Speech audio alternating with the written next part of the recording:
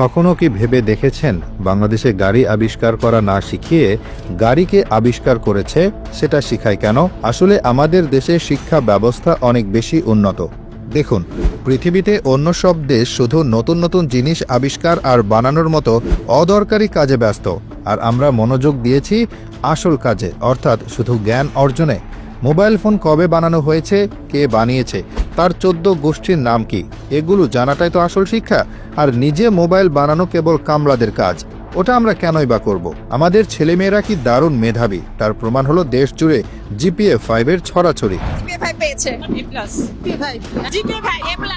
School কলেজের দেওয়াল ভেঙে যেন জিপিএ 5 বেরিয়ে আসছে। এই বিপুল সংখ্যক মেধাবীকে দিয়ে যদি আমরা পদ্মা সেতু বা মেট্রো রেলের মতো ছোটখাটো জিনিস বানাতে যাই, তাহলে তাদের মেধার অপমান করা হবে না? তাদের কাজ আরও অনেক বড়, আরও অনেক মহৎ।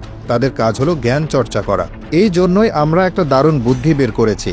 চীন, জাপান, রাশিয়া, কোরিয়ার মতো দেশগুলোর ইঞ্জিনিয়ারদের তো তেমন কোনো কাজ নেই, তাই আমরা তাদের ডেকে আনি। ওরা এসে আমাদের পদ্মা সেতু, মেট্রো রেল, পারমাণবিক বিদ্যুৎ কেন্দ্র, এমনকি কয়লার খনি পর্যন্ত বানিয়ে দিয়ে যাচ্ছে।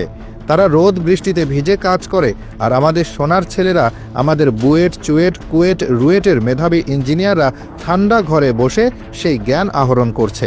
এটাই স্মার্টনেস। ওরা বানাবে আর আমরা শিখব।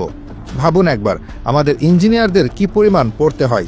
পদ্মা সেতুর দৈর্ঘ্য কত কিলোমিটার, এর মধ্যে পিলারের সংখ্যা কত, মেট্রো রেল ঘন্টায় কত কিলোমিটার বেগে চলে, কোন স্টেশনে কয়টা সিঁড়ি আছে, রূপপুর পারমাণবিক কেন্দ্রের চুল্লির উচ্চতা ঠিক কত ফুট, এসব কি আর চারটিখানি কথা?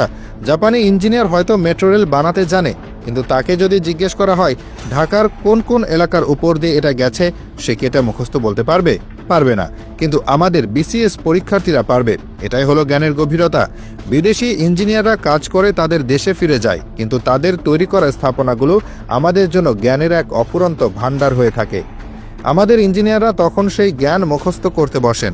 বছরের পর বছর তারা এসব তথ্য মুখস্থ করে বিসিএস পরীক্ষার খাতায় উগরে দেন।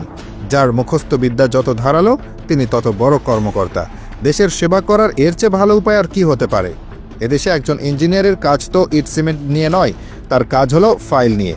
আর ফাইলের ভেতরে তো আর ব্রিজ বা রাস্তা থাকে না, থাকে ব্রিজের দৈর্ঘ্য আর রাস্তার প্রস্থের হিসাব। এই চমৎকার ব্যবস্থার সবচেয়ে সুন্দর ফলাফলটা তো এখনও বলাই হয়নি।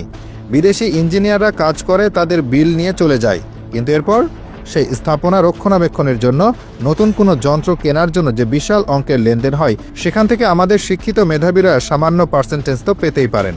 দিনরাত এক করে পদ্মা সেতুর পিলারের সংখ্যা মুখস্থ করা কি মুখের কথা? এই পার্সেন্টেজটাই তো সেই কঠোর পরিশ্রমের আসল স্বীকৃতি। আমরা এমন এক প্রজন্ম তৈরি করছি যারা নিজেরা কিছু বানানোর কষ্ট করে না, বরং অন্যরা যা বানিয়ে দিয়ে যায় তার খুঁটিনাটি তথ্য মুখস্থ করে বড় কর্মকর্তা হয়। তারা বানাবে, আর আমরা সেই বানানোর তথ্য থেকে জ্ঞান আর পার্সেন্টেজ খাবো। এর চেয়ে কার্যকর শিক্ষা ব্যবস্থা আর কোন দেশে আছে বলুন?